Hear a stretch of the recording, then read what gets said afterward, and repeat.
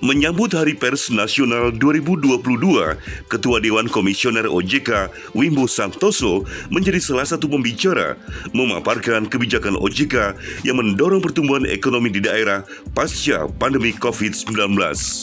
Sinergi antara OJK, Kementerian Keuangan, dan Bank Indonesia luar biasa. Kita sepakat bahwa likuiditas dikendorkan, ya. Dan juga fiskal akomodatif, ya. Di antaranya defisitnya sudah lebih 3% dengan Undang-Undang Perpu nomor 2 kemarin. Ya. Kami yakin ya ini ekonomi kita sudah lebih bagus, stimulus dari pemerintah juga diberikan, di antaranya ada subsidi bunga untuk UMKM, ya, dan juga penjaminan UMKM oleh pemerintah, ya, dan juga berbagai relaksasi kita lakukan untuk UMKM ini, ya. OJK kemarin oleh Bapak Presiden ya sudah di launching ya taksonomi hijau Indonesia. Artinya ini adalah di situ daftar sektor, subsektor, hilirisasi mana yang kategori hijau, dan yang kategori hijau akan mendapatkan insentif luar biasa dari pemerintah.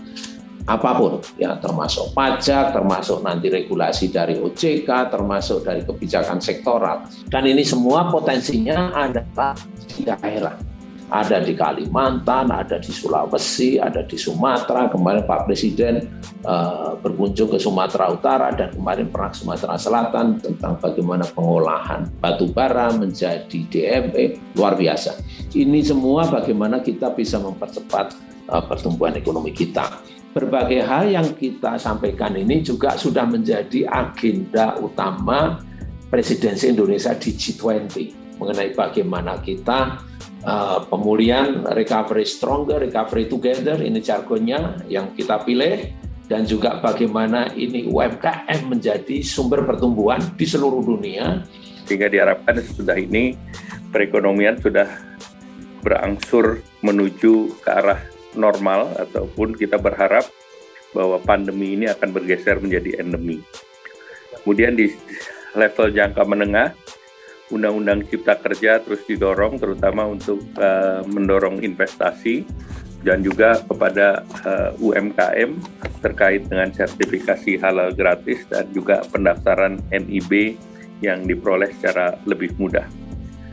Nah, kemudian pemerintah juga mengeluarkan Kepres 3 tahun 2021 terkait dengan Satgas Digitalisasi Daerah atau P2DD, terutama implementasi elektronifikasi transaksi pemerintah daerah agar transaksi keuangan di daerah dapat dikelola secara baik dan mengintegrasikan sistem keuangan daerah. Dampak ekonomi dari dana transfer daerah TKDD yang selama ini dilakukan oleh pemerintah. Kalau TKDD secara agregat berdampak mengurangi jumlah orang miskin dan meningkatkan pemerataan di daerah.